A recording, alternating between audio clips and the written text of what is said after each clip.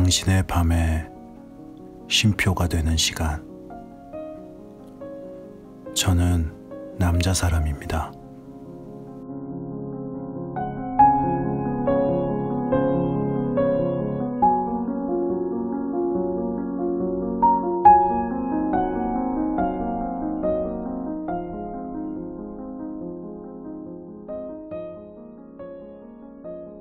안녕하세요.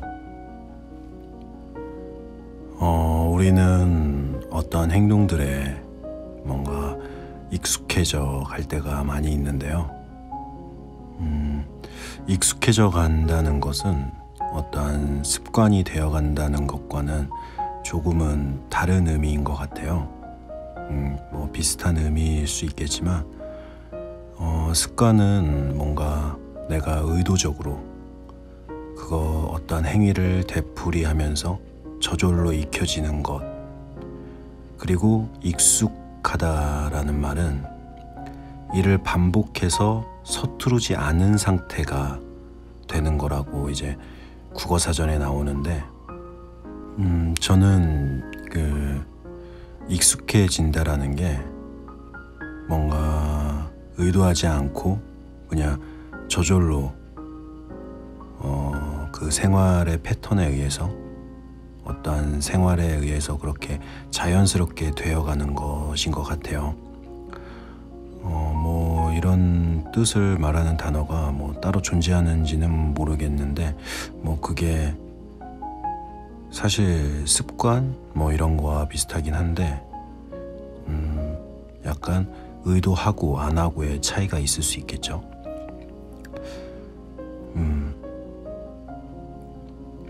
하여튼 이 뭔가 나이가 많아진다면 점점 나이가 들어가고 어떠한 삶에 익숙해져 갈 때 그런 말을 하게 되잖아요. 이제 익숙해져서 웬만한 일에는 놀라거나 설레지가 않는다. 그 말이 참 잠깐 생각을 해보면은 어떻게 보면 좀 슬픈 말인 것 같아요. 설레지 않는다라는 것, 어떠한 자극이 없다라는 그런 의미일 텐데, 뭐 그러면은 사실상 이 재미가 없잖아요. 뭔가 설레고 뭔가 자극적인 그런 부분들이 어느 정도는 있어야지 이 삶의 살아감에 있어서도 재미라는 게 있을 텐데, 삶을 제외하고라서도 뭔가 그런 설렘 이런 게 없는, 자극 이런 게 없는 거는 이 연애할 때 특히 더 설레고 싶고 뭔가 그런 느낌을 받고 싶잖아요. 하지만 점점 어떤 새로운 사랑을 시작할 때도 그런 것들을 이제 반복하게 되다 보면은 뭔가 어딘지 모르게 익숙해져 버리는 것 같아요. 처음에 그 설렘의 크기는 같을 수 있지만 뭔가 기간이 좀 줄어드는 기분?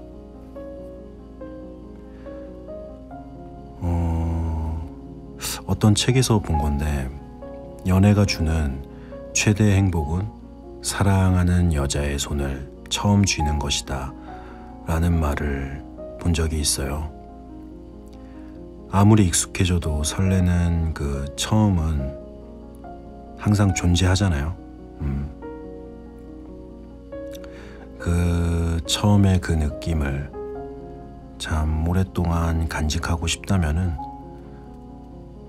뭔가 그런 설레는 그 감정에 대해서, 내가 느끼고 있는 그 감정에 대해서 좀 더 감사함을 느끼고 유지하려고 노력한다면, 뭐 이게 꼭 노력해야 된다라는 말은 아니지만 그래도 어느 정도 본인이 그거를 잡고 있으려고 한다면은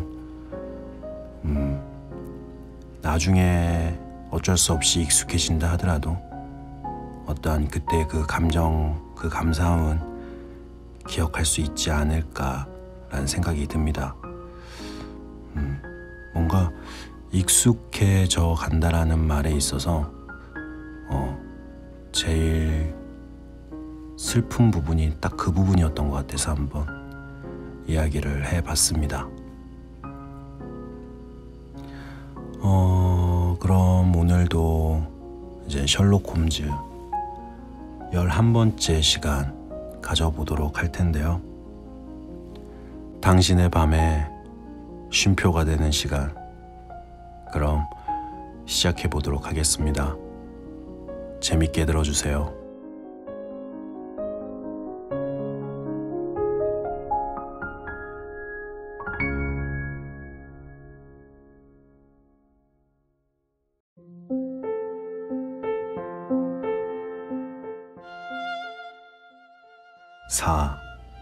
필사의 도주.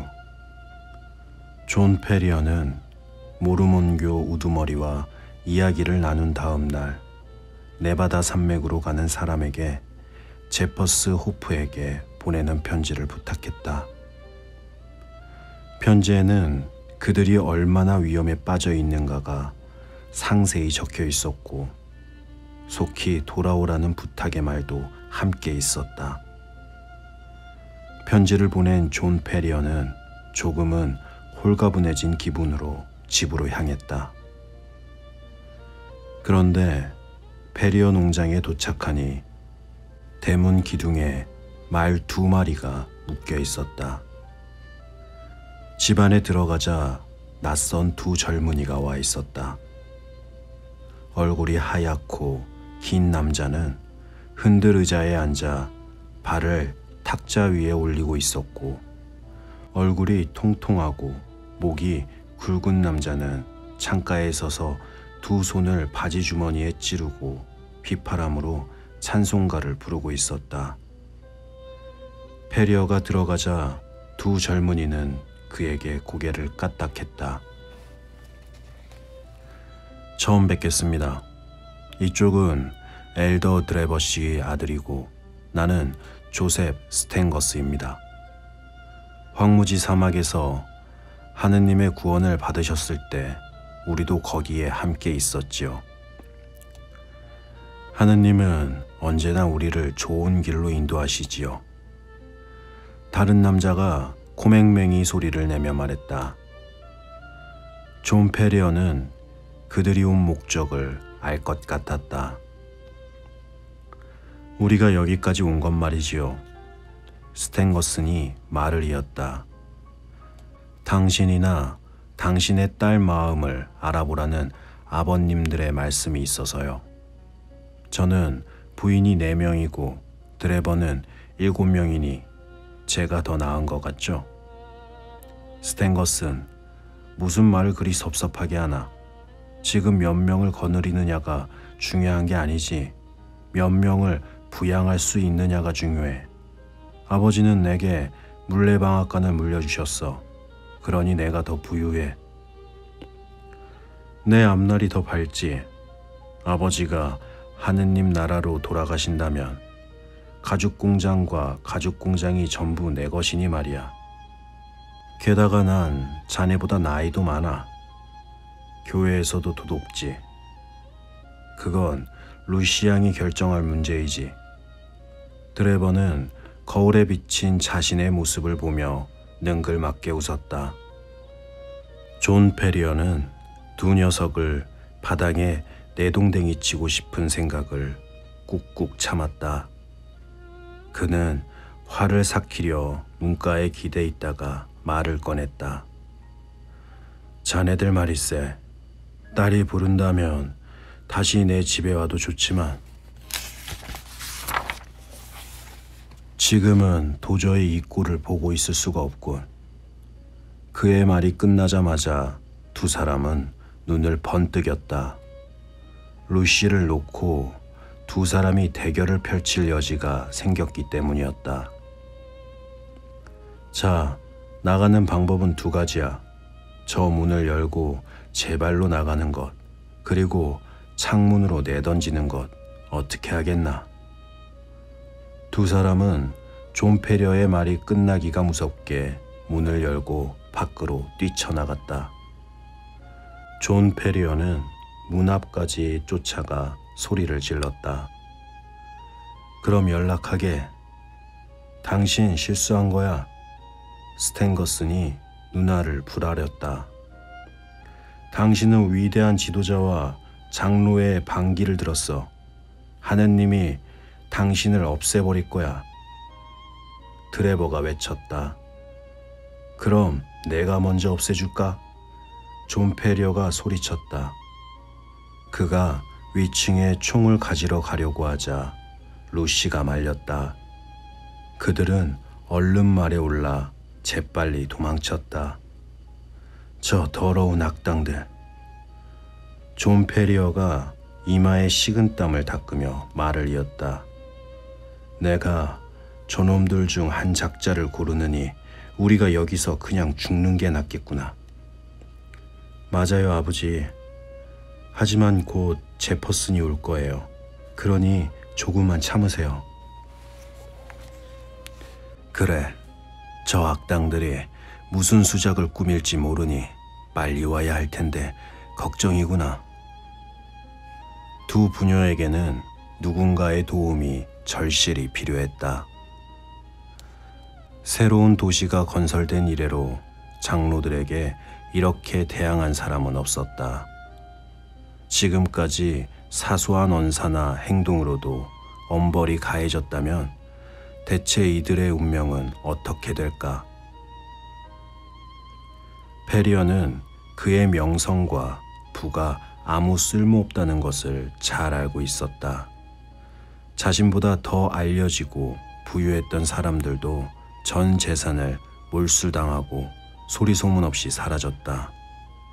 그는 어떤 고난과 역경에도 굴하지 않는 용감한 사람이었다. 그러나 마음속에 찾아오는 공포를 억누르기가 힘들었다. 그는 딸에게 약한 모습을 보이지 말자고 다짐을 했지만 루시는 아버지의 속마음을 잘 알고 있었다. 페리어는 곧 지도자에게서 연락이 올 거라고 생각했다. 그러나 그의 생각과 달리 지도자의 반응은 한층 섬뜩했다. 다음 날 그가 침대에서 일어나자 머리맡에 작은 쪽지가 핀으로 꽂혀 있었다. 마음을 고쳐먹을 여유를 29일 주겠네. 하지만 그 다음은 말 줄임표 이유는 어떤 협박보다도 무서웠다. 존 페리어는 대체 이 쪽지가 어떻게 자신의 머리맡에 있는지 생각해 보았다. 하인들은 모두 바깥에서 잠을 잤기 때문이다. 그는 모든 문과 창문을 잠갔다. 그리고 쪽지를 구겨버리고 루시에겐 아무런 내색도 하지 않았다. 29일은 지도자가 애초에 말했던 한 달의 시간이 흐르고 있음을 뜻했다. 핀을 꽂은 사람은 쥐도 새도 모르게 존 페리어를 해칠 수가 있었다. 그렇다면 이젠 어떻게 해야 하는가? 다음 날 더 기괴한 일이 생겼다. 페리어는 딸과 아침 식사를 하기 위해 식당으로 갔다. 그때 루시가 비명을 질렀다. 식당 천장에 종이를 태워 28이라는 숫자를 새긴 쪽지가 붙어 있었다. 루시는 영문을 모르는 듯했고 페리어는 루시에게 그것을 숨겼다. 그는 총을 들고 밤새 집안을 지켰다. 그러나 다음 날 현관문 바깥에 27이라는 숫자가 페인트로 칠해져 있었다. 날짜는 흐르고 줄어드는 숫자는 매일 아침 그를 기습해왔다. 어떤 때에는 벽에, 때로는 마룻바닥에 새겨져 있었고 가끔 나무 판자나 울타리 위에 붙어 있기도 했다. 존 페리어가 아무리 감시를 해도 기습은 끊이지 않았다. 그의 얼굴은 점점 수척해졌고 눈빛은 불안해졌다. 그는 오직 네바다에서 돌아올 젊은이를 기다리며 하루하루를 버티고 있었다. 20일에서 15일, 그리고 15일에서 10일이 남았지만 회신은 없었다. 가끔 바깥에 말발굽 소리가 들리거나 목동의 목소리가 들리면 존 페리어는 현관문을 열고 뛰어나갔다. 그러나 결국 3일을 남겨둘 때까지 아무런 응답이 없자 존 페리어는 도망치는 것조차 포기해버렸다. 혼자서 지도자를 맞서기엔 자신은 너무 나약했고 거주지를 둘러싸고 있는 산등성이를 가로지를 기력이 그에게는 없었다. 또한 길목마다 장로회의 감시가 삼엄해 그는 갇힌 것이나 다름없었다. 운명은 정해진 것 같았다. 하지만 페리어는 신념을 꺾지 않겠다고 마음먹었다. 어느 날 아침 그는 홀로 생각에 잠겨 있었다. 이미 담벼락에 붙어있는 2라는 숫자를 봤으니 이제 다음 날이면 하루를 남겨둔 셈이었다. 그 뒤에 어떤 일이 벌어질까? 엄청난 공포감이 그의 가슴을 짓눌렀다. 그가 죽는다면 딸은 어떻게 될 것인가? 이들로부터 도망칠 방법은 없었다. 그는 고개를 떨구고 낮은 소리로 흐느꼈다. 그때 작은 소리가 들렸다. 밤의 정적 속에서 소리는 점차 커졌다. 현관문 쪽이었다. 페리어는 그쪽으로 가까이 가보았다. 누군가 문을 두드리고 있었다. 그를 해치러 온 사람일까? 아니면 숫자 경고장을 들고 온 심부름일까? 존 페리어는 미쳐버릴 것 같았지만 신경을 집중하고 문을 활짝 열어 젖혔다. 현관문 밖은 고요했다. 밤하늘은 맑았고 바람은 청량했다. 어디에도 사람은 보이지 않았다. 그는 숨을 깊게 내쉬며 안도했다. 그때 발밑에 한 사람이 엎드려 있는 게 보였다. 페리어는 비명소리를 삼키며 그 자리에 얼어붙었다. 처음에는 시체라고 생각했지만 그는 곧 집 안으로 조용히 들어섰다. 그는 재빠르게 문을 닫았는데 얼굴을 들여다보니 다름 아닌 제퍼스 호프였다. 세상에, 존 페리어가 외쳤다.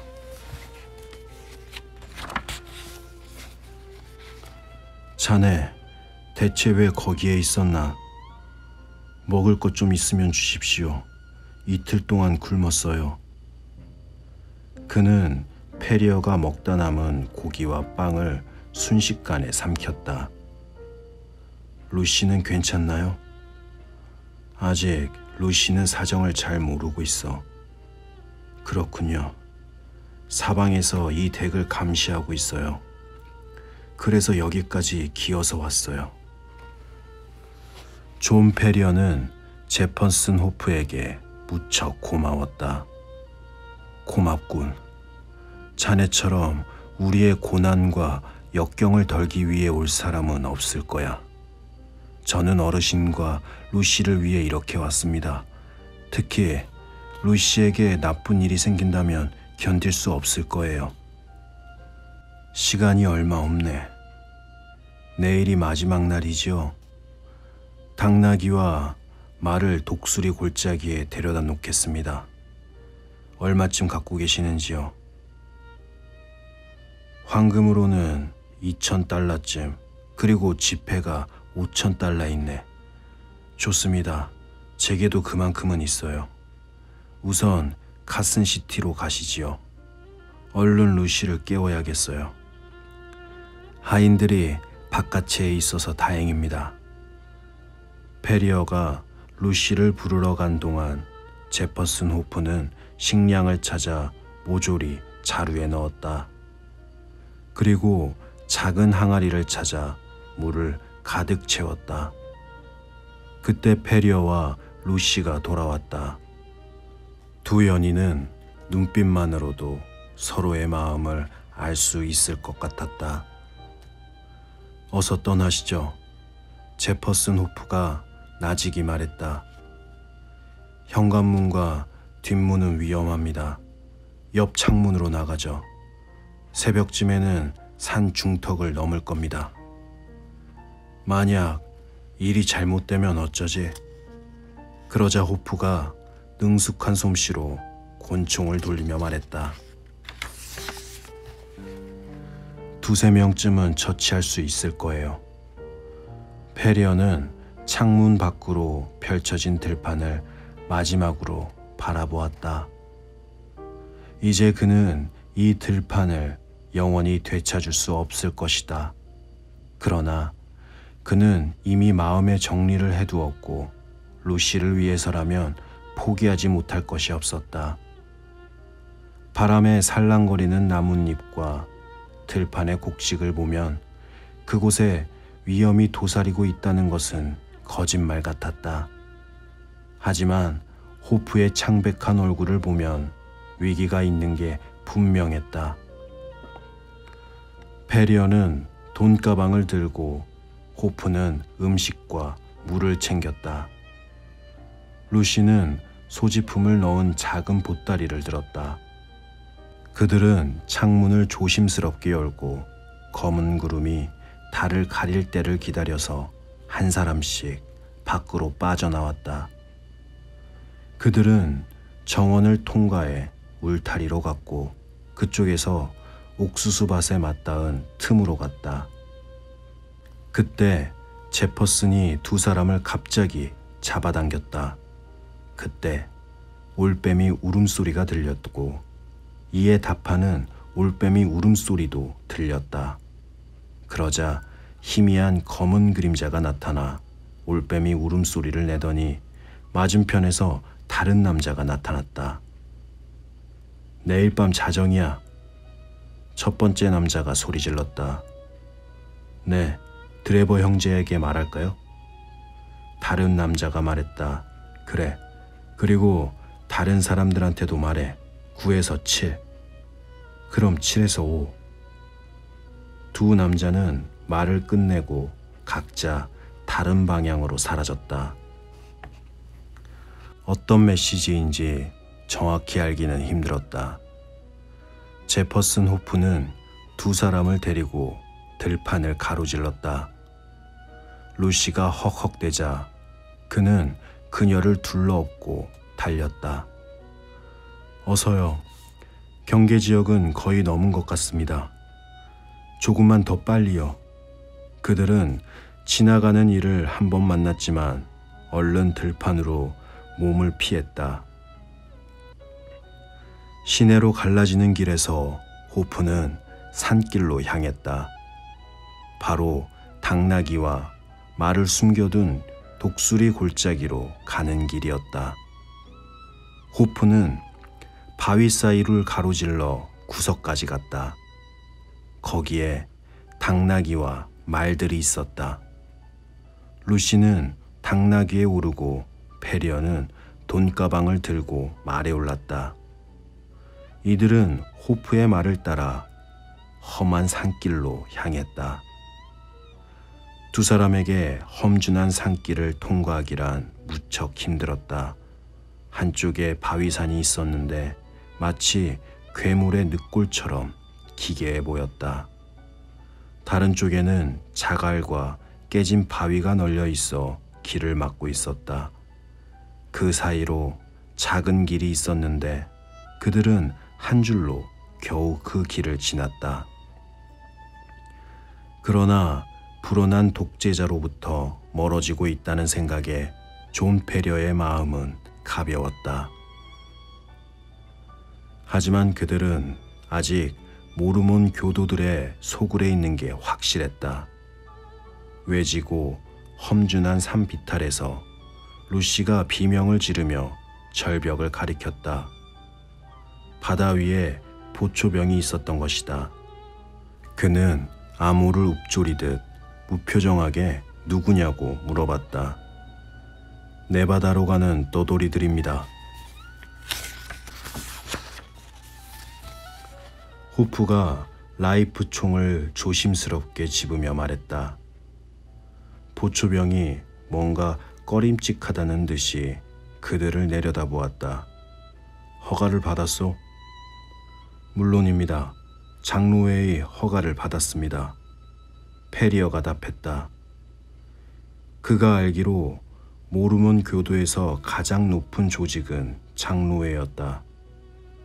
9에서 7. 보초가 소리쳤다. 그럼 7에서 5. 호프가 정원에서 기억해 두었던 응답을 반사적으로 외쳤다. 통과를 허락하겠소. 하나님의 보호가 함께하시길. 보초가 외쳤다. 그 다음부터는 넓은 길이 펼쳐져서 그들은 말을 달렸다. 보초는 총에 몸을 기대고 있었다. 이들은 이제 모르몬 교도의 소나기를 벗어난 것이었다.